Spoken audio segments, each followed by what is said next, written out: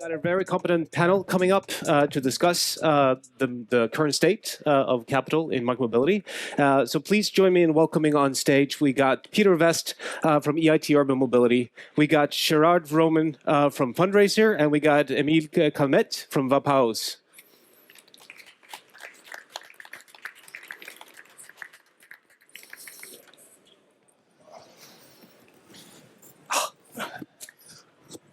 Welcome.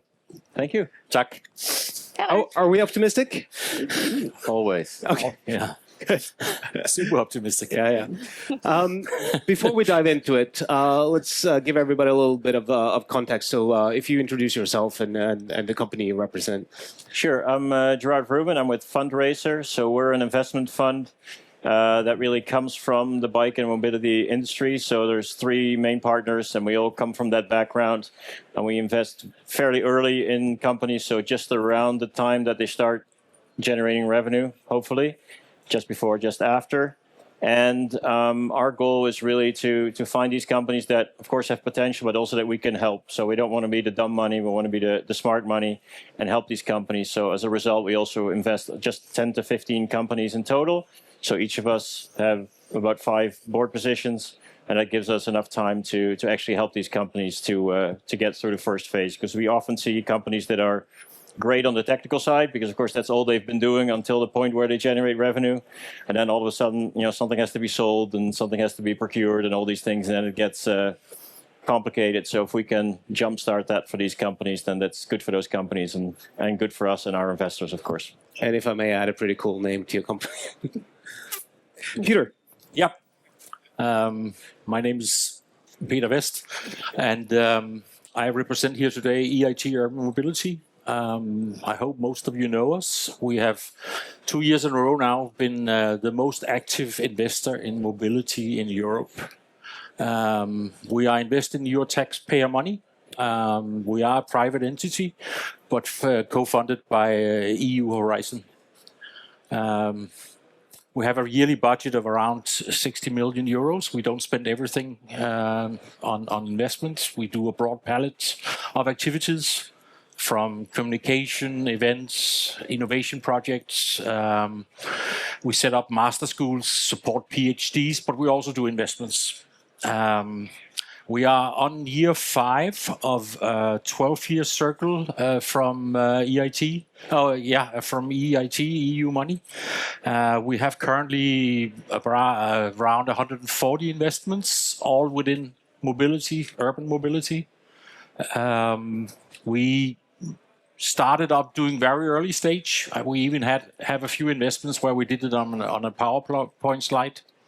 But we are now maturing together with our portfolio and starting to become more active with bigger tickets in more mature companies. Plus, of course, selecting the best ones we already have and trying to support them even harder. So we have increased our ticket size now. It used to be a maximum of 500,000 euros. Now it's up to 2 million euros per round. And I would say average, sometimes we go down to even 50,000 euros, but that's when it's part of one of our accelerator programs or like that. But in average for a normal equity investment, it will be 250,000 and up. We normally do a smaller ticket, and then we get to know each other, and then we look at a bigger follow-on tickets where relevant. Thank you. So we got a bit of private capital, some EU money, and then representing the company perspective, Emilie. Hi. So I represent Vapaus. We are a Finnish, born in Finland company, today operating in both Finland and Sweden, that offers employee benefit bikes as the main product. So we were focusing on bikes, personal bikes, and currently, like most of our revenue is coming from basically government-backed tax incentives supported benefit bikes. So these are always provided through a framework that we have with the employer, framework agreement, and then kind of they are basically individual contracts that we have with the employees, where they have their own personal bike that they can, well, of course, choose to ride to work, but also in their personal time. Our goal is to create 1 million new cyclists. Well, first and then 2 million probably, but starting with 1. And that of course means expanding further in Europe and beyond. I represent the product at Vapaus. So myself, I'm working with the product and technology. I've been working with several Finnish startups before who have all 3 have success expanding internationally. So that's the angle I bring here. Before we turn to the optimistic side, I mean, it has been a bit grim in the last few years. So if we start to assess the current state, and let's start with you, Peter, what do you see in terms, because you work also with other investors and other partners, where is Razor as well. Exactly, yeah. where is the market right now? And if we focus on early stage beginning. If we look at the numbers, it doesn't look so good. I heard you in your intro said that someone else talked about that this morning. But actually, when I look at the last few months, it's actually starting to open up, I think, looking a little more optimistic. But at the same time, what we see right now is that we are not a venture capitalist. We're not a VC. We're acting like one, but we are not one. We also have to look for return on investment and impact and like that. That's why we get the money from EU, not to invest, but to make a difference. So what we see is that the VC world in general is becoming, is trying to de-risk, which is kind of the opposite of what we have to do. So what we're looking right now is actually if we should increase our risk taking. We also want to get into a little bit of what's distinct about this category in itself, and turning to you, Emilie, with the assets being one of the maybe most particular part of mobility. Like we're not just selling software, or at least a lot of us actually need to work with infrastructure and fleets and investments, and either ourselves or through third-party finance these assets. So from your perspective, I mean, how do you see the link between kind of venture capital combined with the instruments and the assets that need to be financed? How does that work? Well, both are important, of course. But I would say, like, sometimes I feel like our CFO wants my job because he says like that our product is finance. So I'm behind him on this now. It took me a while to accept it. I thought I was joining a cool bike company, but no, I'm just working for a finance company nowadays. So like both aspects are super important. We have decided, for example, to focus heavily on tech that will scale at the beginning. We've talked about like tech being all flashy and such, but we strongly believe, like you said, like, yeah, in 10 years, okay, how do we get to that point? How will we make sure that we can scale easily, efficiently, and keeping our costs low? So meaning that when our fleet grows, we don't need to hire 10 customer success support agents per new 100 bikes. So that's been a focus from the start. And well, of course, it has been a bit of has been slowing us down at the beginning because like we didn't solely focus on scale when it was maybe most needed. But now, like 5, 6, 7 years in, like we have a very strong position because we know we can just go to the next market in a quite easy way. But then the asset financing, that's the cornerstone of the whole thing. If there is no money, there's no bikes. So that also has been quite a struggle. Today, we have a few banks that actually recognize bikes as an asset. That was not the case 3 or 4 years ago. Exactly. So that's something that definitely has changed, but also our own scale has changed. Like before we reached about 15 million in fleet value, there was basically no possibility to get proper financing. So we had to kind of give away our fleet value to a third-party financier, just so that we could continue scaling and providing the service to our users.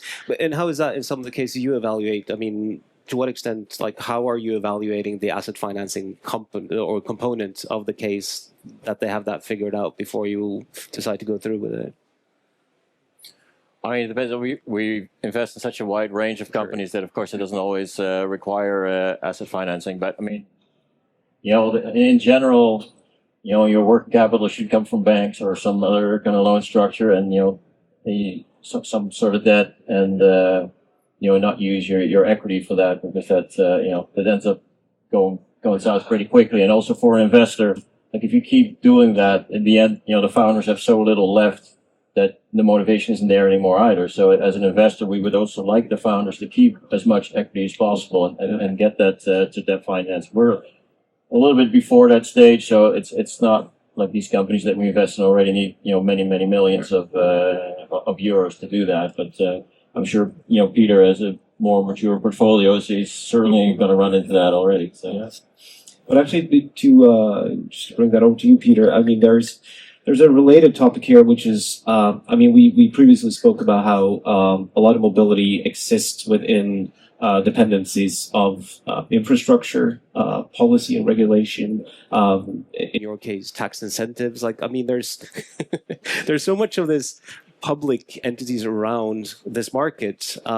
And how do you deal with that as an investor to when you consider scale and because there's a risk involved in some of the policy changes as well. Yeah, but the way we see it is, what we see is that I think someone once said that there's 4,000 mobility startups in Europe, and our life would be easier if it was only 1,000. There's probably too many. And one reason is that you have all this, you don't have that many EU standards within the micromobility sector like you have on cars. So that makes the whole scaling process much more difficult. Adding to what you just said about it, many of you are B2G or B2B2G or some other way related that you need to be within a certain scope of national or even regional or city legislation, which makes scaling so much more difficult. But if we go back to the panel who was just here from the scooter sector or the shared mobility sector, over time you will manage to scale, and what we see now is kind of the same. But we do encourage consolidation, but we'll get back to that. But so that's touching on the regulatory kind of restrictive function of the public perspective of this, but there's also the component of enabling. And we discussed some numbers this morning because your whole case really is fired by the whole idea of tax incentives. And could you share the numbers you just shared with me this morning from Finland? Okay, now that I know they're true. Now they're confirmed. I'm not gonna lie exactly like the success we have seen at Vapaus is in some parts, in large parts, due to also like the boom that we've seen through the tax incentive. It was estimated by the government when they launched it that there would be 10 to 15,000 benefit bikes over the course of the first 5 years, and now we are well over 100,000. So they're getting a bit anxious about it, actually. Too much success. No, but I think it's a good example of how policy like that actually can enable market and the role of the public to provide that scale. But just walk us through how it works just quickly. So the tax incentive. Yeah.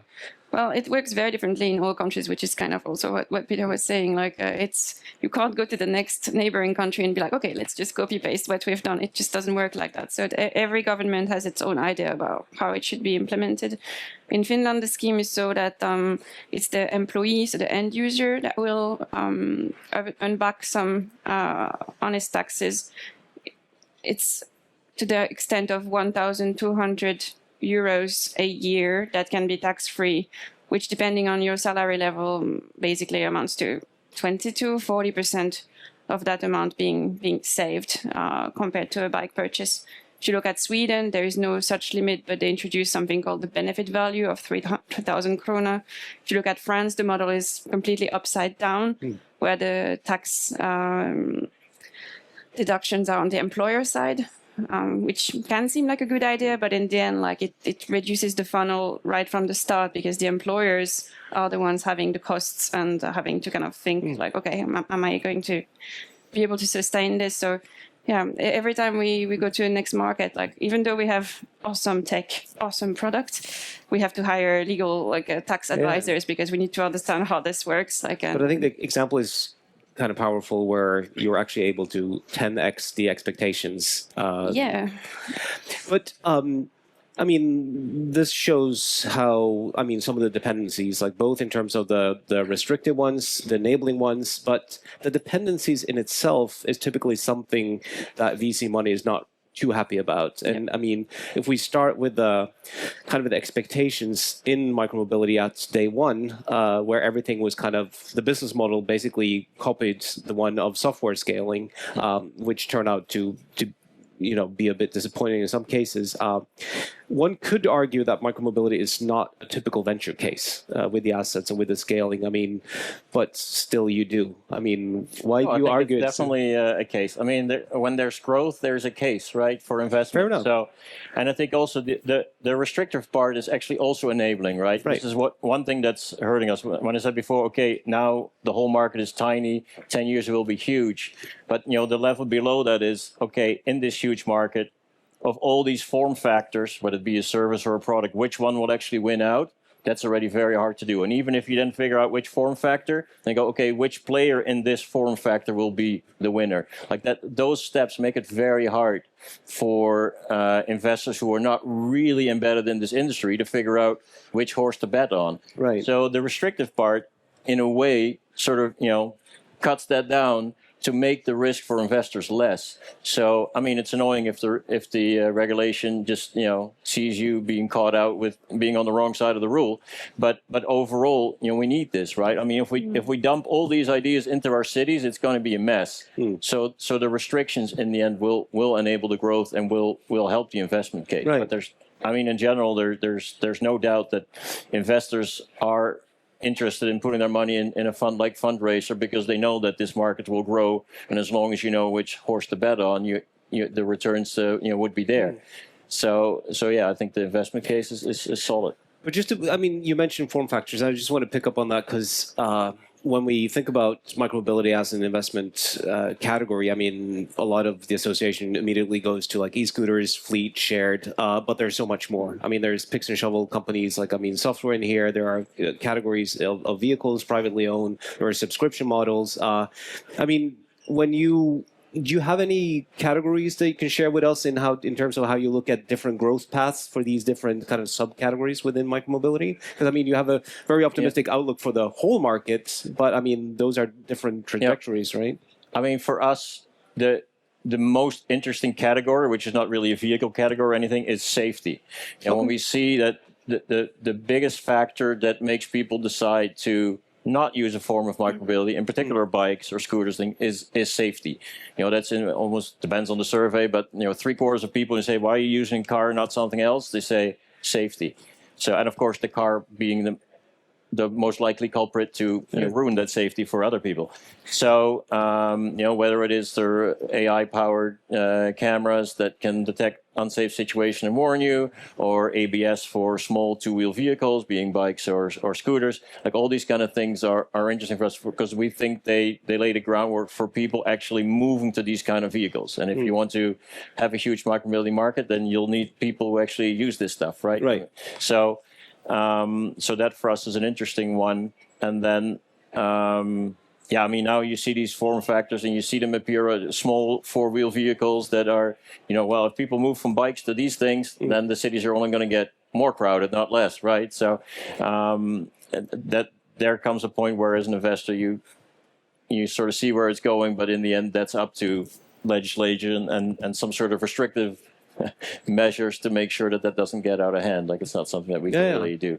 But you're touching upon some of those smaller cars as a form factor, and I think you commented on that before, Peter. Where, if you look at the crowd out here and what's exhibited here, there's the obvious missing part here is the OEMs. Like any other mobility thing you go to, especially in Germany, it's all dominated by the car industry, and that's how the money flows into the system. This category still is kind of acting somewhat independent of that capital. Is it going to continue like that, or do we think this is going to consolidate and merge within the next years? Kind of leading question, I guess. Yeah. For me, I would expect that within the next few years at this event, we will also see microcars. Right. Because I think that the boundaries between what is a bike and what is a car will be even more fluid than what they are right now.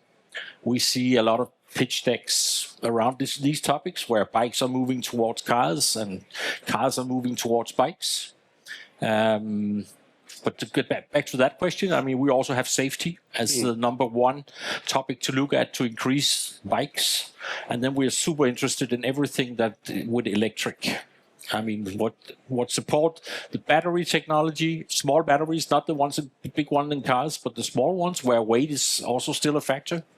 And everything related to charging is for us also a key topic. And that also brings together bikes and cars, actually, because you cannot float the cities with 10 different charging systems. So that would also be a challenge. How would you recharge all these different types of vehicles? 2-wheelers, 3-wheelers, 4-wheelers. Let's see. Next thing may be 1-wheelers or 5-wheelers.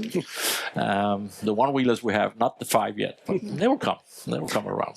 But I think I think your previous example is really good that you are kind of becoming a finance company. And I think we will see that with multiple things within micromobility that, what we're actually working on might also be very much related to a different investment category, right? And actually, like you're both talking about safety, but what I'm hearing on the other end is like revenue security, not safety. Like one thing that our like investor discussions always go around is that like we sell to employers.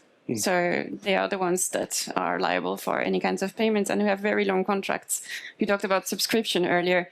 We're not doing subscription. We're doing long leases. Like the average contract duration for us is 40 months, during which we get like recurring revenue that is not only kind of backed by the company, but it's also steady and stable. Like it's not going to change from month to month. It's a leasing contract in a sense, or something as close as it gets to that. So that's something that we've seen, especially in the time when bikes were not considered a valuable asset. This kind of stability and security of revenue was very important, and it will be also in the 10 years outlook that we have. Let's do the 10 years outlook, or let's do 5. Because, I mean, probably started this morning by putting hope up on the screen. So what do we see in the market in the next 5 years? And I'm not expecting you to, like, foresee the future here. But in terms of, where it's growing, what is going to consolidate? Like, what is the optimistic outlook? Where do we see the market go in terms of capital?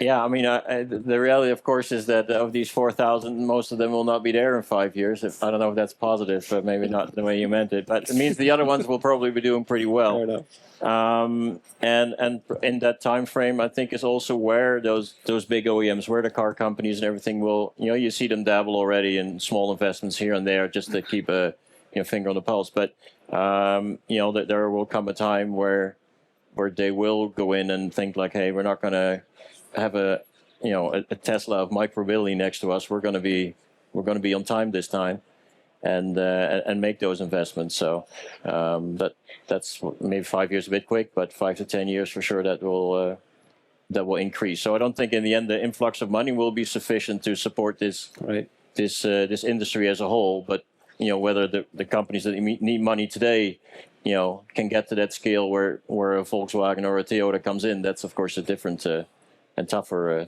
situation. Yeah, and that was your point as well, Peter. Like, I mean, the OEMs coming in with that capital, do you see that as a positive or negative development for that? I would be surprised if this is not the case. Yeah. The unit price on bikes is going up, and the unit price on cars is going down. So they will soon meet. So 5 years from now, I would say that maybe not a mid-price e-bike, but not the high end, but somewhere in between that. And then the price of a micro car will be the same. If some of the startups we are talking to right now, if they're successful with their micro cars, the price points will be, you'll be surprised how low it is. Right. So that's one thing for sure. Yeah. That will happen. Yeah. Yeah. I don't want to ask you to comment on the capital market. It would be interesting to hear from your company perspective. I mean, you just kind of recently raised, but your growth, I mean, you are planning for an expansion, I guess. And how do you see, what are you betting on in terms of how you're going to fuel that growth? What am I betting on, or what am I hoping for? I'll guess we have to go with the latter. Well, yeah, we talked already about this kind of EU standardization of, for example, like tax incentives. I would hope that this does not stop there and extends to everything micromobility related. Like these 4,000 startups that like are fragmenting the market, probably we're part of those, sorry. They also include, let's say, 1,000 different ways of charging a bike, 1,000 different ways of connecting with IoT, and that hinders scale. I was working in the EV charging before, and again, like within 5 years, like the standard for plugs, etc., has been evolving. The standards for communication with the devices has been changing, and that has just been enabling more scale and more standardization. So that's what I'm hoping for the market, that there would be a bit clearer idea of what we're building here together, and not like 200 different initiatives that kind of go in every single direction. Innovation is cool, but if we want this to be big, then we also need to at some point start building at scale. Right.